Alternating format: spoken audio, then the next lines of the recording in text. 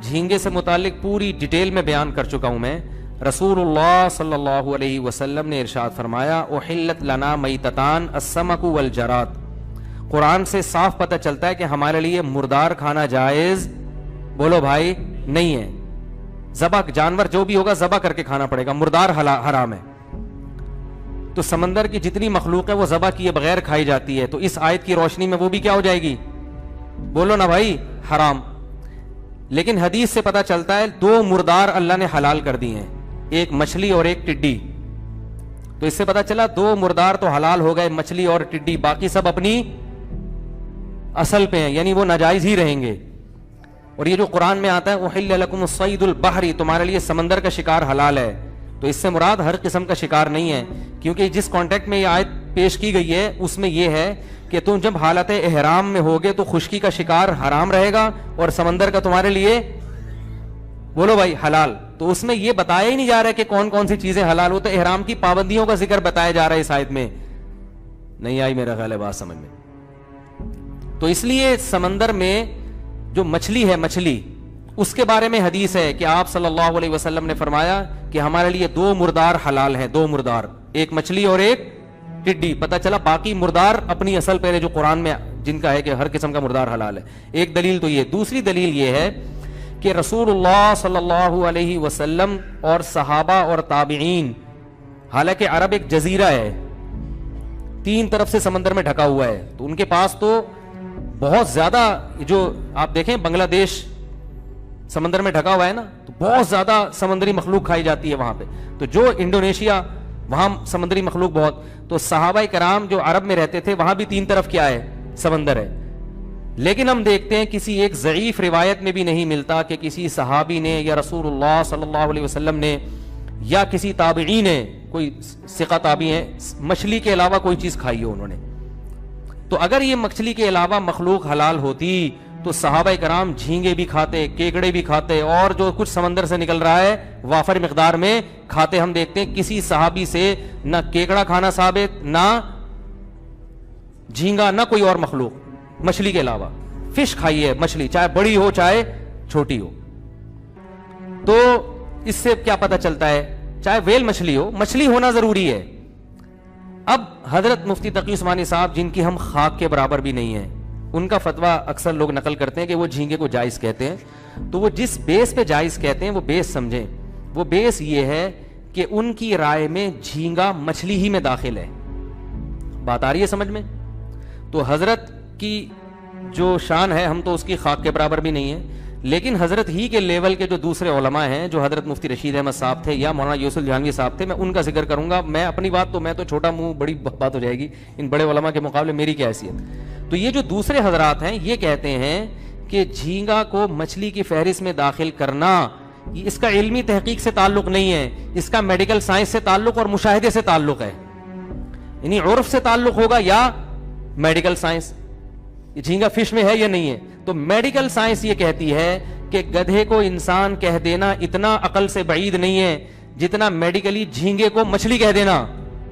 یہ medical science کی روح سے بالکل عقل سے, یعنی ان کی روح سے بالکل بعید. وہ کہتے ہیں کہ گدھے کے پھر بھی بہت سے اعضاء انسان کے مشابہ ہیں, جبکہ جھینگا کسی بھی ایک بھی چیز میں مچھلی کے مشابہ نہیں ہے, سوائے اس کے کہ وہ بھی پانی میں یہ بھی پانی میں. اس کے علاوہ کوئی چیز جھینگے کی مچھلی سے نہیں ملتی. تو میڈیکلی اگر آپ عرف کو دیکھیں, بعض لوگ کہتے ہیں نہیں عرف میں اس کو مچھلی کہا جاتا ہے. عرف میں اس کو مچھلی کہا جائے گا مگر سمجھا نہیں جاتا. اس عرف کی وجہ سے ایک چیز کو دوسری چیز میں داخل کیا جاتا ہے, جس عرف کی وجہ سے سمجھا بھی جائے. کہنے کی بات ہے تو سمندری گھوڑا بھی ہے, اس کو گھوڑا کہا جاتا ہے, تو کیا اس پہ گھوڑے کے احکام جاری ہوں گے؟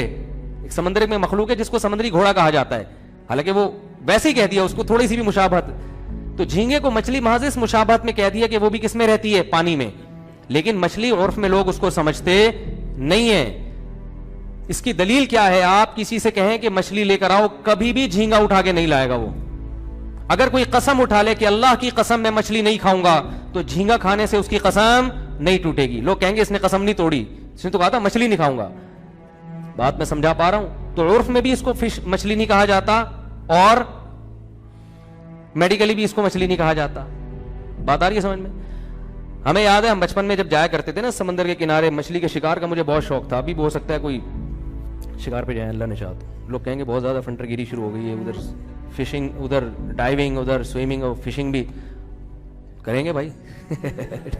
اللہ توفیق دے. یہی تو حلال لذتیں تو یہی ہے نا بھائی. تو ہم تو کہتے ہیں حلال تو حاصل کرو نا, شادیاں کرو 4, کس نے کہا ہے آپ کو؟ تو جائز چیز پہ اللہ نے پابندی کرو اپنی ذمہ داری پہ. فشنگ میں تو مزہ ہے, 4 میں وہ نہیں ہے, پٹو گے بھی, یہ بھی بتا دوں میں. تو حقوق بھی ہیں ان کے, برابری بھی ہے, سب چیزیں. خیر میں ابھی سوال کا موقع دوں گا آپ کو. دیکھو مجھے یاد ہے ہم جایا کرتے تھے نا بچپن میں سینڈ سپٹ پہ, ہاکس بے پہ, تو وہاں مچھیرے لانچنگ کے ذریعے مچھلیاں پکڑ کے لاتے تھے. تو بہت سی مچھلیاں ایسی ہوتی تھی جن کو مچھیرے کہتے تھے کہ یہ مچھلی نہیں ہے, اور وہ کراہت بھی آتی تھی ان کو دیکھنے میں. تو مچھیرے ان کو کہہ کے پھینکتے تھے یہ حرام مچھی ہے. کیا کہتے تھے؟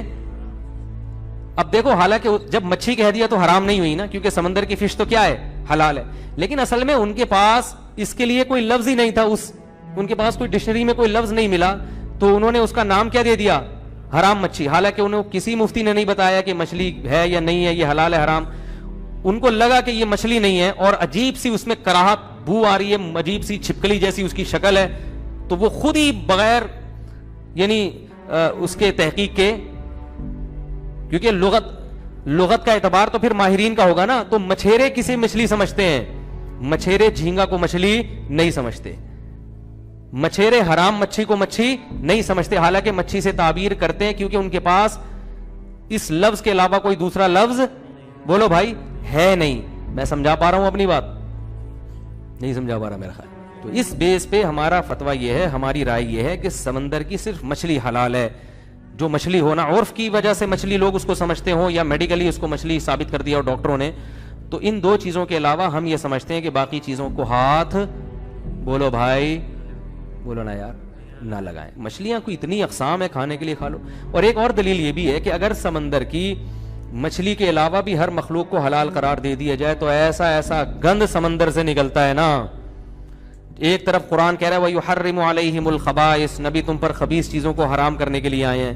تو ایسا ایسا گند نکلتا ہے کہ گورا بھی کہے گا یہ حلال نہیں ہو سکتا, تو آپ کو اس کو بھی حلال قرار دینا پڑے گا.